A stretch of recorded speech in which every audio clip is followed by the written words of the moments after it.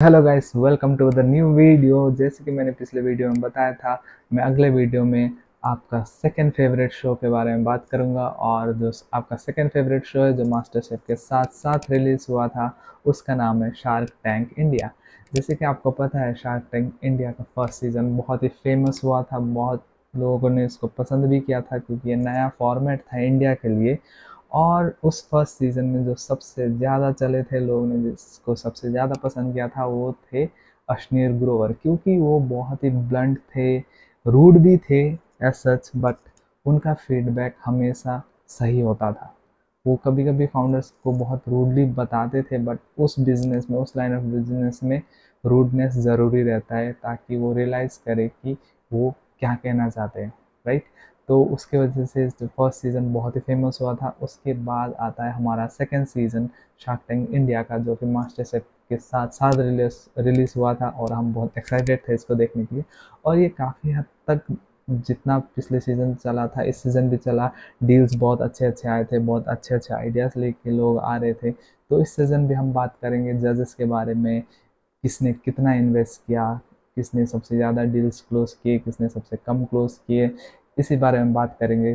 तो चलिए स्टार्ट करते हैं शार्क टैंक सीज़न 2 के बारे में। तो सबसे पहले बात करते हैं हमारे newest member of the panel, या फिर जज जैसे आप कह सकते हैं, जो कि हैं अमित जैन। अमित जैन कार देखो या इंश्योरेंस देखो जैसे कंपनीज के फाउंडर्स है, और सबसे ज़्यादा net worth among the sharks. तो बट जैसे अमित जैन, मुझे थ्रू आउट द सीजन ऐसा लगा कि वो फोर्सफुली अपने आप को कॉन्वर्सेशन में घुसाने के बाद जैसे ट्राई करते हैं, लाइक प्रयास करते हैं। लाइक मैंने देखा था कि वो कभी कभी पीयूष के साथ अलग ही विदाउट रीज़न, विदाउट कॉन्टेक्स्ट लड़ने स्टार्ट कर जाएंगे, या अगले एपिसोड में फिर अनुपम के साथ, अगले एपिसोड में नमिता या विनीता के साथ। ऐसा लग रहा था कि वो फालतू में कॉन्ट्रोवर्सीज क्रिएट करना चाहते हैं। लाइक मे बी जिस वजह से अश्विनी ग्रोवर पिछले सीजन फेमस हुए थे, वो वही ट्राई करना चाहते हैं। आई डोंट नो, बट मुझे ऐसा फील हो रहा था कि वो अचानक से इंटरप्ट कर देंगे, या अगर कोई कहना चाह रहा है उनके बीच में, तो फिर रूडली उनको कुछ बोल देंगे, या ऐसा कुछ मैंने बहुत ऑब्जर्व किया।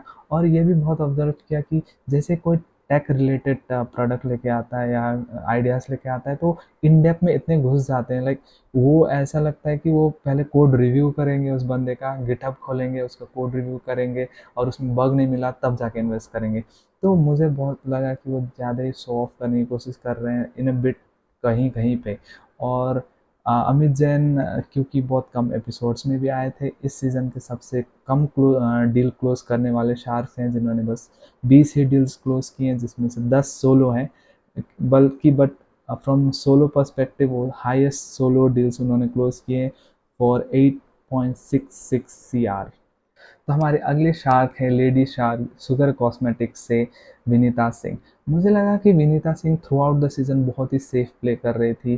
वो हमेशा मल्टीपल शार्क वाले डील में जा रही थी। तो उन्होंने सबसे ज़्यादा ग्रुप वाले डील्स ही क्लोज किए। Like out of total 26 deals जिसको उन्होंने क्लोज किया है, 5 सोलो है। और उन्होंने टोटल 9.69 CR इन्वेस्ट किया है, जो कि बहुत बड़ा अमाउंट है। बट स्टिल वो ऐसा लग रहा था कि ये सीज़न बहुत ही सेफ प्ले कर रही थी। अगर कोई मल्टीपल शार्क जा रहे हैं तभी उसमें जा रही थी। तो इस सीज़न में मुझे उनका इतना कंट्रीब्यूशन तो ऐसा एंटरटेनिंग फैक्टर या कुछ नहीं दिखा। बट ये एंटरटेनमेंट के लिए तो नहीं है, बट हम उसी के लिए देखते थे, आइडियाज़ और एंटरटेनमेंट। सो मुझे लगा कि विनीता इतना स्क्रीन पे नहीं थी इस सीज़न, क्योंकि वो कभी कभी अमित जैन से रिप्लेस भी हो जाती थी। तो मे बी वो रीज़न हो सकता है। तो ये है कि उन्होंने सबसे ज़्यादा मल्टी शार्क डील क्लोज किए हैं, और सबसे कम सोलो डील क्लोज किए हैं। और हमारे अगले शार्क हैं, जो कि सबसे इंटेलेक्चुअल शार्क, सबसे स्मार्टेस्ट, सबसे well learn, well informed shark, जो कि अनुपम मित्तल। ऐसा लग रहा था कि अनुपम मित्तल को जो भी आइडियाज़ लेके आ रहा है, जो भी प्रोडक्ट ले आ रहा है, उनके बारे में पहले से पता हो। और उनको भी ये हमेशा पता रहता था कि कौन से फूड प्रिजर्वेटिव्स का क्या अमाउंट रहना चाहिए, कौन से फूड आइटम्स में कौन सा केमिकल्स कितना % तक होना चाहिए। वो सारे डिटेल्स रहते थे। एक दो एपिसोड में ऐसा था कि कोई फाउंडर्स अपने प्रोडक्ट के बारे में बता रहा है, क्वांटिटी के बारे में, वहाँ पे वो खुद उसको करेक्ट कर रहे थे। तो ये सब देख के बहुत अच्छा लग रहा था कि कोई ऐसा शार्क है जो बस मनी माइंडेड नहीं है, बट बहुत ही वेल इन्फॉर्म्ड है प्रोडक्ट्स के बारे में। और इस सीज़न मुझे लगा कि अनुपम मित्तल भी बहुत ही पीकी थे अपने डील्स को लेके। उन्होंने बहुत कम डील्स क्लोज किए, जो कि 26 डील्स थे, जिनमें से 6 उनका सोलो था और टोटल ऑफ 9.77 CR में डील क्लोज किए थे। बट उनको देख के लग रहा था कि वो जो भी कर रहे हैं उनको सब कुछ पता है उस बारे में। और बट कुछ हद तक ये भी लग रहा था कि वो बहुत ही ब्लंट बनने की कोशिश कर रहे हैं, जैसे अस्मी ग्रोवर पिछले साल कर रहे थे वैसे ही अचानक से चेक फाड़ देना, या अचानक से कोई अगर फाउंडर्स किसी और शार्क का डील के बारे के साथ थोड़ा इंटरेस्टेड हो तो अचानक से बोल देना मेरा डील क्लोज हो, वो थोड़ा ब्लंट लगा। बट ऐसे होल मुझे लगा कि इस पूरे शार्क पैनल में सबसे ज़्यादा वेल इन्फॉर्म, वेल लर्न और इंटेलेक्चुअल जो शार्क थे वो अनुपम मित्तल थे। और ये भी बहुत देखा गया कि कोई अगर फाउंडर वहाँ पे आइडिया पिच कर रहा है तो हमेशा वो पूछते थे कि उसके पेरेंट्स क्या काम करते हैं, उनके पेरेंट्स का एजुकेशन क्या है। मुझे तो ऐसा लग रहा था कि कोई कोई फाउंडर्स को तो ये भी पूछ लेंगे कि आपके नेबर्स क्या काम करते हैं, उनका एजुकेशन क्वालिफिकेशन क्या है, अगर वो अच्छा नहीं है तो डील्स ही नहीं देंगे। तो ये बहुत वियर्ड भी था, पता नहीं उनका उसके भी पीछे रीज़न क्या था वो तो समझ नहीं आया। बट ये इन्फॉर्मेशन टोटली इरेलीवेंट लगा मुझे इन्वेस्ट करने के लिए। बट वो शार्क है, उनके पास पैसा है, वो इन्वेस्ट कर रहे हैं तो हो सकता है कुछ रीज़न हो। बट वो किसी ने बताया नहीं, तो अगर वो कभी Q&A करेंगे इंस्टाग्राम पे कहीं पे तो ये ज़रूर आप लोग पूछना कि वो ऐसा क्यों करते थे, कि वो पेरेंट्स का एजुकेशन या फिर वो सब बैकग्राउंड जो इरेलीवेंट लगता है वो क्यों करते थे। हमारे अगले शार्क है पीयूष बंसल, जो कि लेंसकार्ट के फाउंडर भी हैं और CEO भी हैं।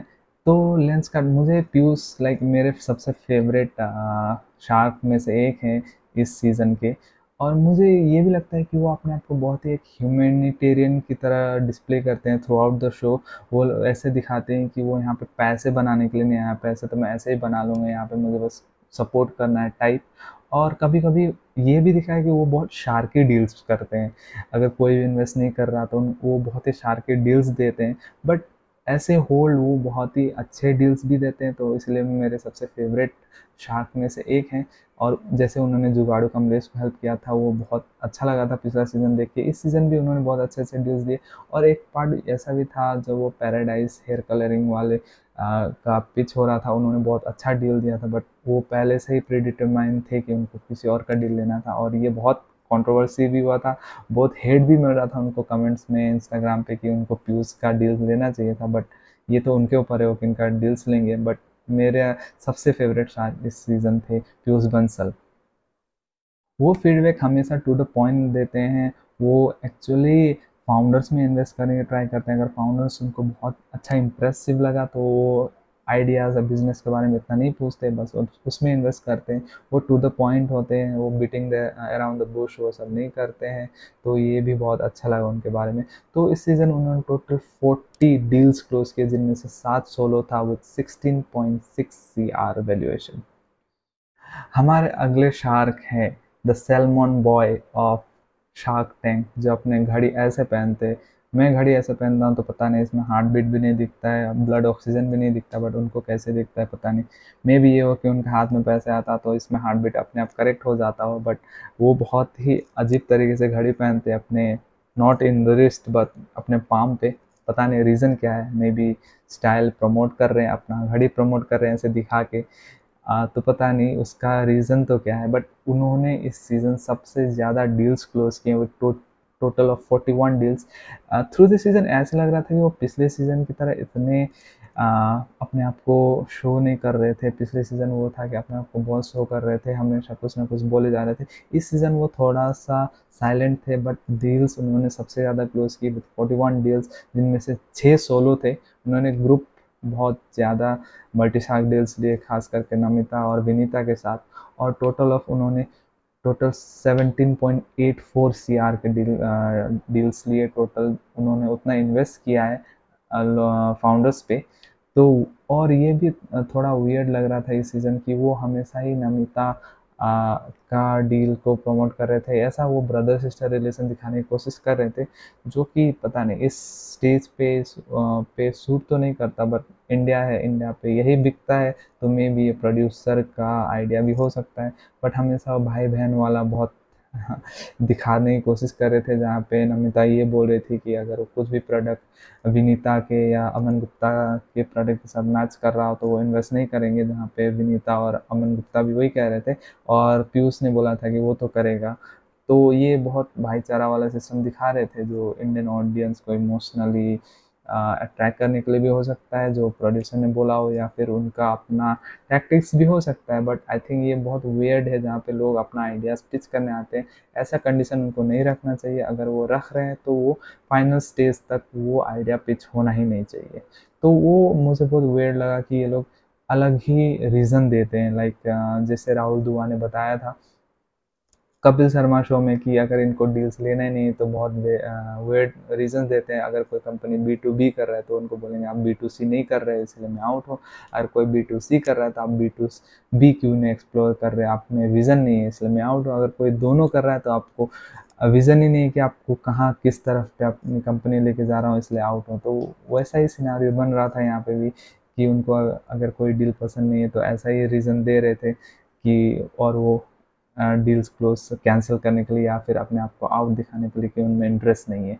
तो हाँ, वापस आते हैं अमन गुप्ता पे, जो कि हमारी घड़ी ऐसे पहनते हैं। उन्होंने सबसे ज़्यादा डील्स क्लोज किए in terms of number of deals which is 41, जिसमें से 6 सोलो थे विद 17.84 CRs।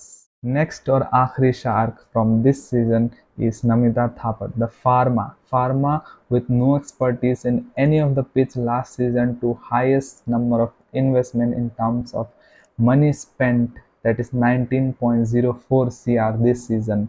तो ये ट्रांजिशन बहुत ही इंटरेस्टिंग और बहुत ही अच्छा लगा देख के कि नमिता ने सबसे ज़्यादा इन्वेस्टमेंट किया। ये भी हो सकता है कि इस सीज़न सबसे बहुत ज़्यादा वुमेन्स आए थे, वुमेन फाउंडर्स आए थे, और बहुत सारे पुणे पुणे से भी बहुत सारे फाउंडर्स आए थे अपने आइडियाज़ लेके। और मुझे ये भी बहुत वियर्ड लगता है नमिता के, जैसे ही कोई फीमेल फाउंडर्स हो, अगर सेम फाउंडर सेम आइडिया लेके मेल फाउंडर आए तो वो उनका इंटरेस्ट इतना दिखता नहीं है, बट फीमेल फाउंडर्स आए तो अचानक से जाग जाती है। उसमें कोई बुराई बात नहीं है, उनका पैसा है, वो कहाँ लगाना चाहती है लगा सकती है। और दूसरा है कि उनको पुणे की तरफ बहुत ही ज़्यादा अट्रैक्शन है। कोई पुणे से फाउंडर लेके आए, उनका बिजनेस लॉस भी चल रहा होगा तो नमिता उनमें इन्वेस्ट कर देंगी। तो इस साल उन्होंने सबसे ज़्यादा इन्वेस्ट किया in terms of money, that is 19.04 CR with 40 deals, जो कि वो भी टॉप 3 में है जैसे। तो ये था शार्क टैंक इस सीज़न का विथ नंबर्स, किसने कितना इन्वेस्ट किया, कितने डील्स क्लोज हुए। तो टोटल आई थिंक 81.16 CR इस सीज़न इन्वेस्ट हुआ है। फाउंडर्स ने उतने पैसे लगाए हैं, देखते हैं उनका पैसा उड़ता है या डूबता है, वो तो वक्त ही बताएगा। तो बाकी बात करते हैं अब शो के बारे में। शो में जैसे मुझे मास्टर शेफ में प्रॉब्लम था एडवर्टीजमेंट का, इस सीज़न भी शार्क टैंक में वही प्रॉब्लम दिखा मुझे पिछले सीज़न से ज़्यादा, क्योंकि इस सीज़न में राहुल दुआ को उन्होंने खास करके लेके आया है, not to host but to advertise. क्योंकि एक पिच के बीच में 2 ऐड दिख रहे थे, 2-3 ऐड आते हैं या और उसके बाद फिर जैसे ही पिच ख़त्म होता है, भले उनमें कोई इन्वेस्ट करे ना करे, राहुल दुआ उनको खींच के लेके चला जाता है कि एको वॉल ऑफ फेम में, एको वॉल ऑफ चेंज में। फिर वहाँ पे इतने वियर्ड क्वेश्चन, मे बी वो वियर्ड क्वेश्चन ना हो, बट उस पॉइंट ऑफ टाइम में इतना ऑकवर्ड लगता है कि वो इन्वेस्टर्स या वो फाउंडर्स वहाँ पे होते हैं, उनको भी देख के बहुत मेरे को यहाँ पे इतना अनकंफर्टेबल दिख रहा था कि वो इतने अनकंफर्टेबल है उस क्वेश्चन से, वो या फिर जो वहाँ पे हो रहा है। वहाँ पे जाके फिर वो वहाँ पे करोड़ों के डील्स लेके आते हैं, वहाँ पे 60,000 का स्मॉल केस का डील देके उनको घर भेज देते हैं। तो ये मुझे बहुत वियर्ड लग रहा था वहाँ पे देख के कि एडवर्टीजमेंट के लिए उन्होंने होस्ट हायर किया हुआ है जस्ट टू से product names 5 to 10 times small case, या फिर बोल दो एको एको। तो ये बहुत वियर्ड था। ये तो टेलीप्रॉम्प्टर भी कर सकता था वो राहुल दुआ का, क्योंकि वो राहुल दुआ से जो उनको डायलॉग भी मिल रहा था वो बहुत ही पीजेस थे, कोई इतना फनी डायलॉग्स वो सब नहीं थे। तो waste of talent of Rahul Dua as host of Shark Tank. तो बाकी चीज़ें तो इतने बुरे कहने के लिए है नहीं, शार्क टैंक में बहुत अच्छे अच्छे डील्स हुए। ये सब देख के बहुत इंडिया में लोग यूथ कंपनीज बनाने में बहुत ही उत्सुक है। बहुत सारे डील्स देख के बहुत मज़ा भी आ रहा था। तो आपका क्या कहना है, what do you feel about Shark Tank India this season? Do let me know in the comments, और tell me if my views या my point of views that I told about the sharks, अगर आपको पसंद आया हो ना आया हो कमेंट बॉक्स में ज़रूर बताना। तो अगर आपने चैनल को सब्सक्राइब नहीं किया है तो ऐसे ही वीडियो के लिए ज़रूर सब्सक्राइब करिए। मिलते हैं अगले वीडियो में, till then take care, bye bye.